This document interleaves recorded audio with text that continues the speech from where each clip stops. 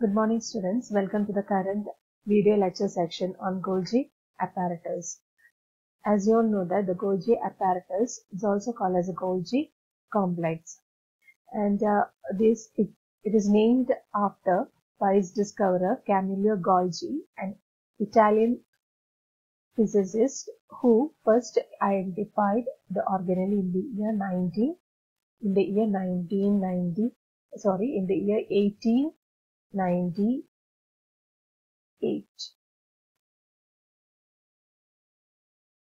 Okay, so this is a structure. As you can see, it is seen within the cytoplasm and it is present in both the plants and the animal cells.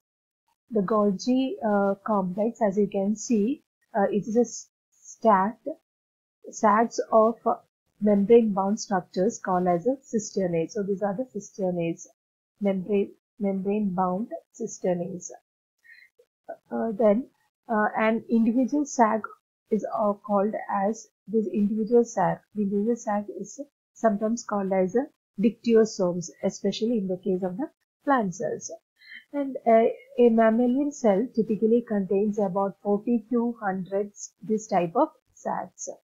And between the 4 and the 8 cisternae are usually present in a stack. 4 to 8 stacks are usually present in each Golgi apparatus. And however, in some protists you can see as many as 60. And each cisternae comprises of a flat membrane enclosed disc. So this is a cisternae, and it comprises of an enclosed special Golgi enzymes which modify or help to modify the proteins that travel through it. So this inside the cisternae, there are the certain Golgi enzymes which helps to modify the proteins which passes through these structures.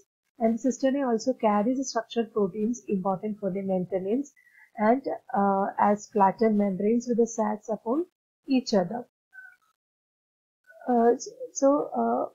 So you can see that there are the different sizes of the cisternaes are there. There are the lengthier ones, the smaller ones towards the cyst phase, and their shape also change a little bit different from the other cisternae.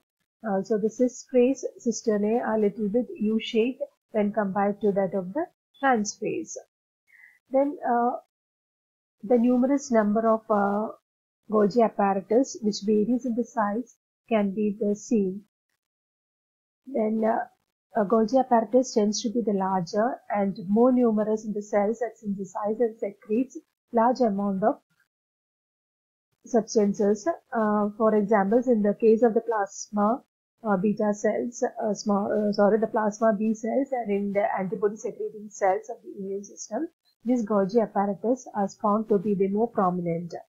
And usually when we so this all about the Golgi apparatus, and you can see the secretory vesicles which is closely associated to the Golgi apparatus. The inside the space is called as a lumen, or the cavity space inside the cisternae is called as a lumen. Then there are the transport vesicles are there, which comes from ER or the endoplasmic reticulum, and they are the newly formed vesicles which are formed from the trans phase. So in the Golgi apparatus, there is a cyst phase which is of small size and it faces towards the ER, and there is a trans phase which is just opposite to the cyst phase, through which the secretory vesicles are formed. Okay, and this trans phase is always found close to the cell membrane. Okay, so these vesicles has to be secreted out of the cell, and so these vesicles are found, or the trans phase are found closer to the cell membrane. Okay, let's see more details about the Golgi apparatus. So this is a position of Golgi apparatus related to the ER and nucleus and with that of the cell membrane. Okay, so as you can see, this is the nucleus.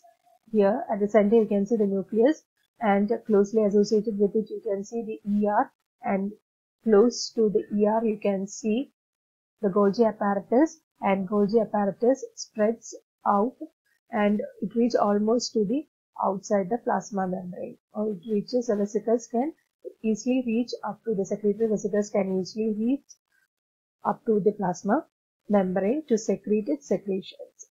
Okay, so let's see. So the Golgi apparatus are found closely to the rough endoplasmic reticulum. This is a rough endoplasmic reticulum in the cell, and the cisternae sac have the 4 functional regions. These are the cisternae sacs of Golgi apparatus. They have the 4 functional regions, that is a cis Golgi, there is a endo Golgi, medial Golgi, and there is a trans Golgi. So this is a cis Golgi, and there is a endo and the medial Golgis are there. Then there is a trans Golgi network. Okay, so these are the 4 functional regions of Golgi apparatus, and each of the different areas of the Golgi cisternae contains different types of enzymes. All these 4 different types of Golgi regions contains the different types of enzyme which is used for the modification of the proteins which is released by the ER. Okay, then this cis Golgi is a section nearest to the ER, as we have seen. So you can see here, this is a cis phase and it is close to the ER. And it is where the Golgi apparatus receives the cargo vesicles. The proteins which is synthesized by the ribosome enters the lumen and it forms vesicles and it reaches the ER. It reaches the Golgi cis phase of the Golgi apparatus. And it is this cis phase that receives the cargo vesicles from ER. You can see these are the cargo vesicles, and these cargo vesicles are received by the cis phase of Golgi apparatus. This red color vesicles are the cargo vesicles which is released by the ER. Okay, so once this receives, and these newly synthesized proteins where they fuse, you can see here these cargo vesicles that fuse with the Golgi membranes, and they empty the contents into the lumen of the Golgi apparatus. And once inside the lumen of the molecules gets modified. Once inside the lumen, it gets modified. And most of the various function of the Golgi apparatus occurs as a cargo protein pass through the endo Golgi, then the median Golgi sections. So as it moves, it gains the proteins gains all the functioning, and eventually they end up in the Golgi, trans Golgi, and located at the opposite side of the cis Golgi. So this cargo vesicles, which contains the protein synthesized by the ER, reaches the cis phase and it gets merged with the Golgi membrane. The contents is released into the lumen of the Golgi apparatus. Then it moves to the median Golgi network and it reaches the trans Golgi network. And as it moves from the cis to the trans phase, this proteins which is present inside the lumen gets modified. And as the time it reaches the trans Golgi, it becomes a functional protein. Okay. Then, so there is the finished product is released from the trans phase of the Golgi apparatus.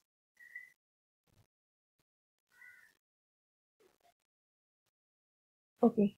So here you can see as it reaches a trans phase, it forms a secretory vesicle, and the content is released to the outside.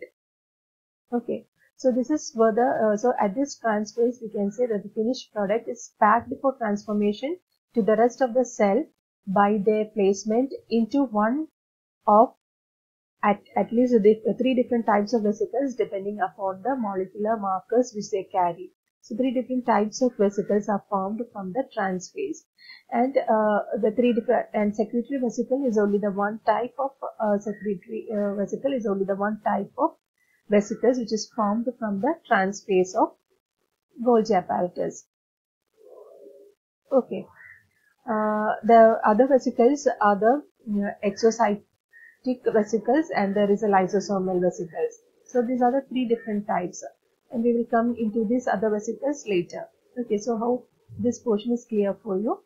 There is a flow of membranes from ER to the plasma membrane through Golgi complex. Okay.